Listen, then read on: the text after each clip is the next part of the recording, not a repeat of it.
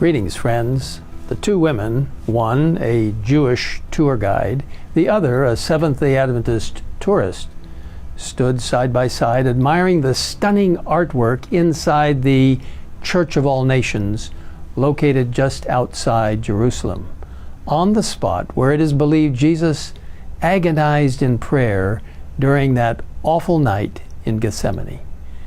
But the two weren't talking about the incredible mosaics inside the church or the dark stained glass windows in purples and blue or the vaulted ceiling containing decorative stars. Instead, they were talking about the second coming of Jesus Christ. If you believe Messiah has already come, why would he need to come a second time? Asked the tour guide.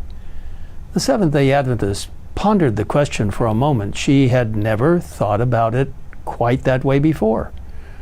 Well, she responded, he's coming back to take us home to live with him forever. Wouldn't you like to go to heaven?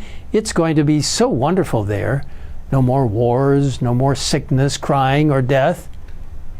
Now it was the tour guide's turn to ponder. Perhaps she had never thought about it quite that way before. She continued to think about it, and while we do not yet know the outcome, a seed was planted that may one day bear fruit.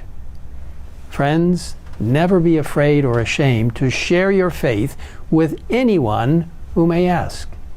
In 1 Peter 3:15, we're told to always be prepared to give an answer to everyone who asks you to give the reason for the hope that you have, but do this with gentleness and respect.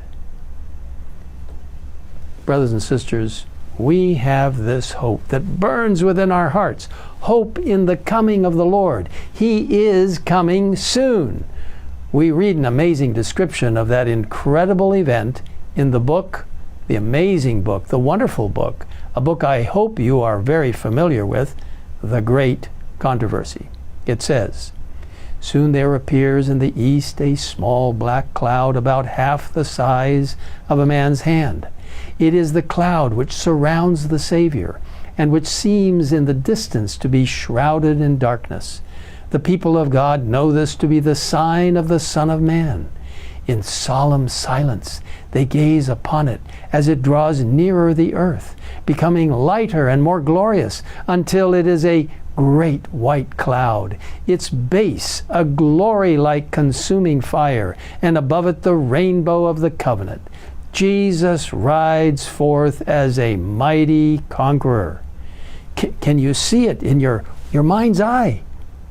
With anthems of celestial melody, the holy angels, a vast, unnumbered throng, attend him on his way. The King of Kings descends upon the cloud, wrapped in flaming fire. The heavens are rolled together as a scroll. The earth trembles before him, and every mountain and island is moved out of its place. My brothers and sisters, what an amazing day that will be. We have this hope that burns within our hearts, hope in the coming of the Lord. Sadly, however, many do not have this hope. They think that this world is all there is. God is calling us to bring the light of hope into their darkened world. Let us never be ashamed to share our faith with others through total member involvement. You never know how God will take the seeds that you plant and bring them to fruition. Now is the time to be involved. Everyone reaching someone else with the hope that only Jesus can bring.